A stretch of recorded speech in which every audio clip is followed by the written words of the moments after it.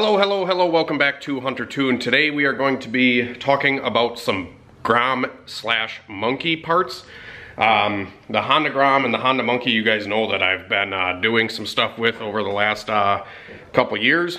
And I've built up a couple of them, I've blown up a couple of them, and I've kind of found a lot of, weak points and stuff to do and stuff not to do on these engines to kind of make them last and just be able to enjoy them as much as possible. So I actually reached out to Wayne Strickland. He's the owner of the Speed Shop down in Georgia. He does a ton of Honda Monkey builds and Honda Groms. He mainly does Honda Monkeys, but he actually came out with a product that I wanted to show you guys, and I think it's a pretty good fix, and it might be, I don't know, the end-all be-all to fix this issue that comes up with these engines. So when you build these Grom and Monkey engines, especially to a 4-valve, like what my Honda Monkey is here, haven't talked about this bike a whole lot quite yet, but this is a Drow 181 setup with a Koso 4-valve cylinder head. Has a ton of work done to it from Mike O'Connell. I did all the port work. This bike is a ton of fun. So I just wanted to show you the next product I'm going to be putting in this bike. I'm going to do a video, probably a complete overview of my Honda Monkey. If you guys are interested, I'm going to go through everything I've done to this bike. There is quite a bit that I've done to it. But like I said, from my experiences with doing 4-valve Grom engines and actually riding them, my last green Grom, the 170 Koso 4-valve setup that I had in the green Grom, I put 1,100 miles on that bike, and I almost wore through the engine case because of this issue. The bike ran perfectly fine and didn't really have any issues, but when I took it apart, when I built up the Mo Power engine, the 223 that you guys see me blow up, when I took it all apart to build that engine, I saw this issue, and I think I had talked about it in a previous video. If I do have pictures or anything like that, I'll try to throw them in here. But pretty much the issue is there is a lower timing gear. So typically when you build these 4 valves, you got to get like a manual timing chain tensioner and upgrade the gears, the idler gears that the tensioner, the pieces that ride on the chain, that the chain, the guide, I don't know what the fuck they're called, timing chain gears. So these gears pretty much align the chain where it needs to be, and it just adds the tension to the chain. So typically these gears look something like this. So this is an aftermarket Koso top gear here, and it's always a good idea to upgrade to a sprocket style on the top of the tensioner system in the Grom. The reason being is because when you add more chain tension, you can wear out the stock rubber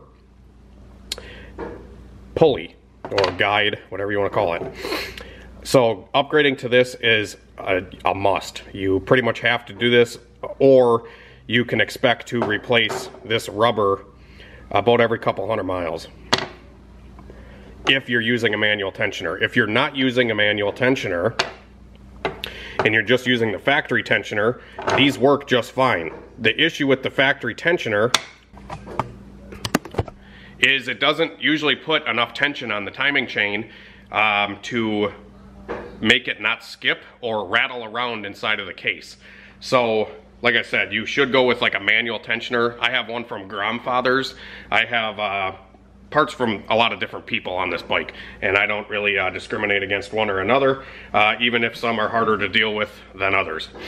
But I'm just telling you what's on my bike, and I don't really do any of the drama with the Grom parts and all that stuff.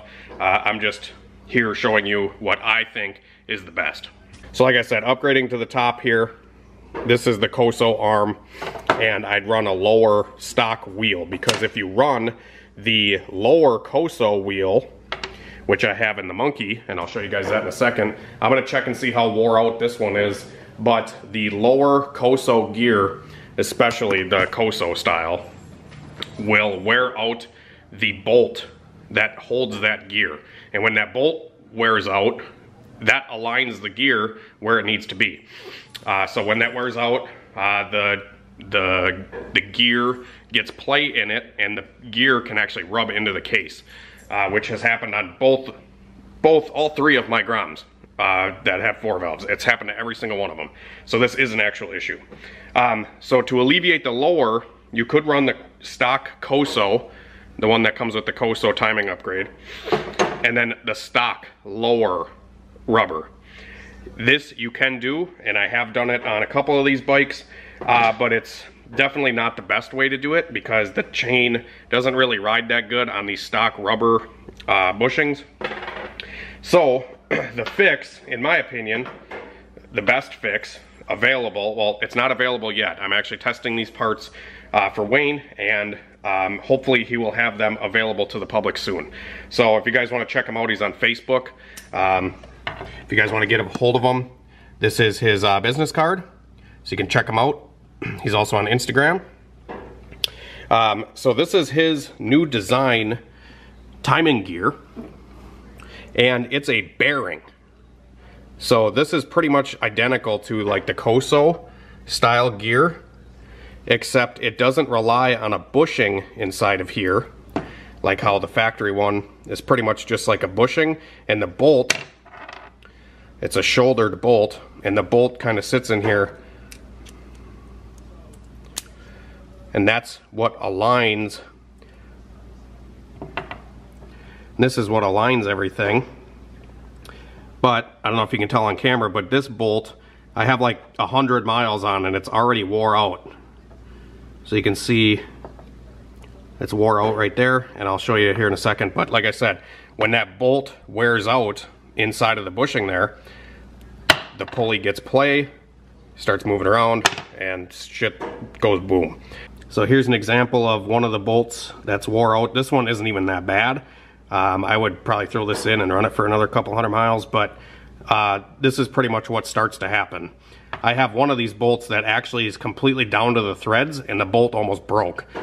I'm glad I caught that in time. But like I said, Wayne's is a bearing, so it doesn't rely on the bushing anymore.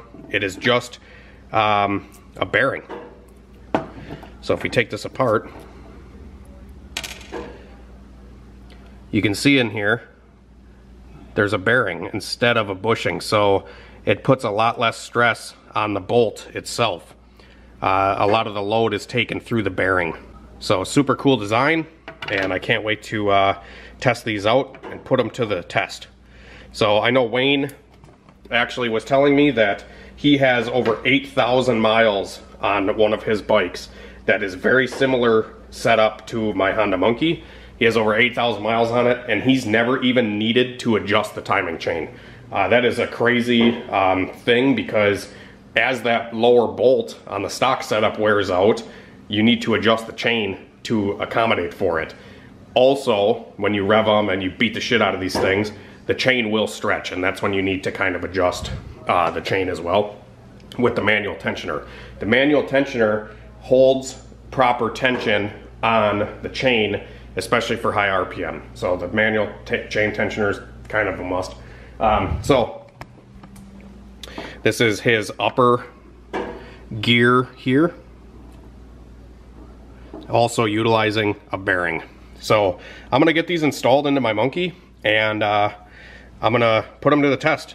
I hope they work out good, and I've been trying to get these for a long time. I know Wayne has been doing a ton of research and development with this, and I'm very thankful that he got me a set, and I'm able to test them out for you guys.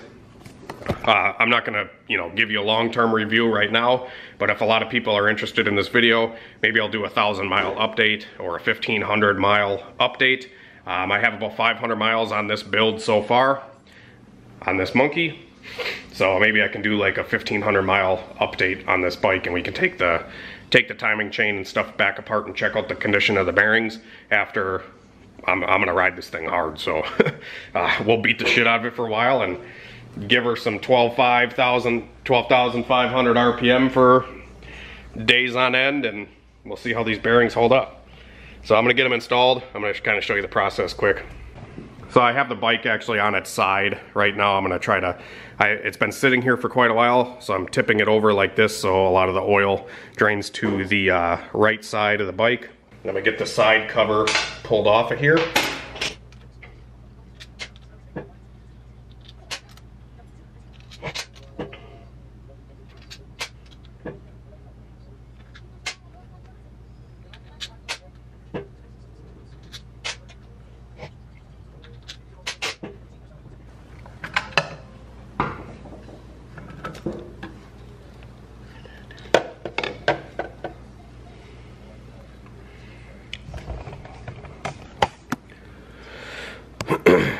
So there we go, got the side cover off. No oil actually even came out, so setting the bike off to the side is definitely a good idea. I'm just gonna pop the little starter gear off of here, get this out of the way.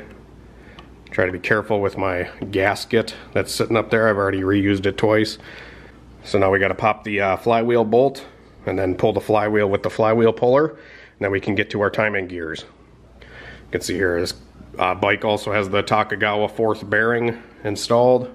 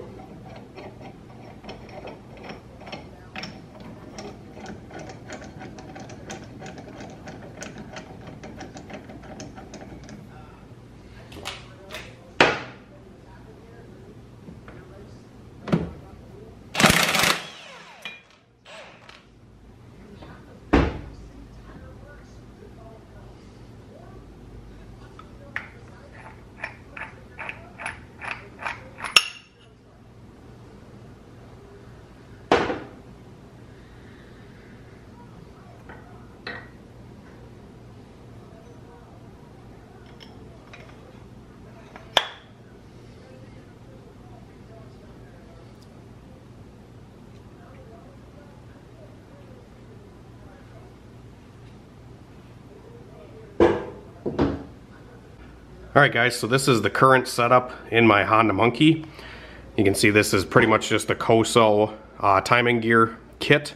So I'm going to remove this. There's a little Allen bolt down here and a 12 mil bolt right there. And that'll remove this arm and this lower gear. Then we're going to check the bolt for wear. Like I said, I have about 500 miles on this bike, and probably about 400 of it was at 9,000 RPM. So lots of high RPM use with this bike. I ride it on a lot of back roads to the shop, and I'm always doing like at least like 65 miles an hour. So with this thing, the way it's geared, like it just screams all the time. So we're trying to keep this thing alive and well.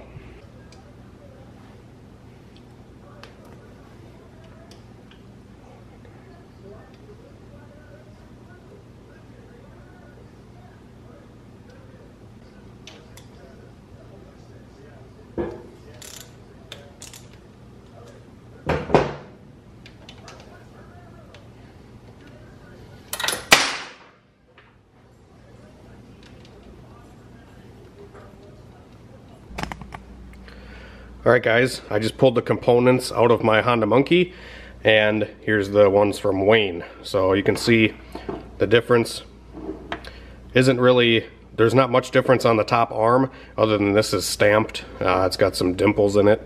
I don't know if that's just for looks or if it's functional for some reason. But yeah, so top arm, no difference other than the bearing on the gear. His has a bearing. This one is just a bushing. So the bolt just rides on that gear. Here's the lower out of my Honda Monkey. Zero wear on this. And the reason being is because Mike O'Connell actually modded this bolt when I had him build a 210cc motor for me. He actually modded this bolt. So you can see there's actually holes drilled in this bolt. That goes for the lower gear. This actually seems to work pretty good. So yeah, if you guys want to prevent this and you don't want to spend any money, you could probably just drill some holes in this, just like this. This will allow oil to be able to flow in and around the lower gear, keeping the heat off of the friction from this wheel. So yeah, that's actually a decent setup. But I want to run the bearings just because I like the design of it a little bit better, being that it's not friction fit like this. It's, you know, the bearing takes the load instead of the bolt. So I'm gonna throw these in, and we're gonna just send it. So we'll see how they do, and pretty happy with these little bearing timing gears. Also pretty impressive here with the stock bolt not wearing out, just by drilling some holes through the bolt. So Wayne's bolt here has a washer on the inside on the snap ring side, which the snap ring side goes towards the engine case, and then the bolt goes through this way. Got to make sure you got that washer in here. So we're going to install the lower gear right now.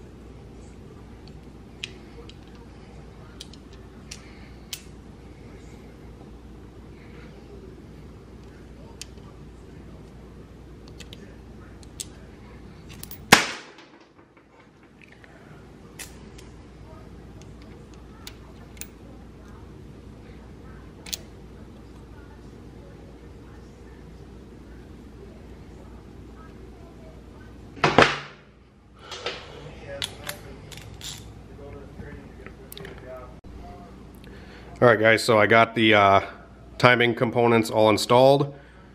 Now I'm just making sure my timing chain adjustment is set properly. And a little tip is use a pick to kind of check the tension here, see how tight it is or loose it is. This is how a lot of these guys are checking the timing chain. And Wayne gave me a kind of a rule of thumb, is from the center here, when this thing's at top dead center, you want to go to the middle like this and push up on this link of the timing chain, and you want about a half of a tooth. So the tooth on the cam gear, you want to move about half of that in the center. So that looks perfect right there. If we test it over here, we have some slack. And if we test it over here, we have virtually zero movement. So that's kind of a good rule. Also, you should check it at top dead center, and then check it 180 degrees out. Check it on both sides.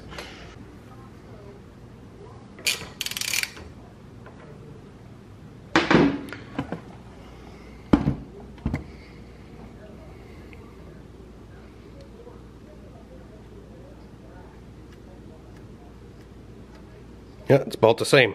So I'm gonna send it. Probably gonna check my valve lash while I'm in here, and this thing should be ready to ride. Alright guys, everything's all put back together. I went through, just adjusted my valves. They were a little loose, not bad, but I just got them tightened up just a smidge, and got everything all buttoned back up, fresh oil, and the new timing gears are installed. So I'm just going to give this thing a little fire up so you guys can hear it quick, and that's going to do it for now. And then I'll probably update you guys later if you're interested to see how these things held up.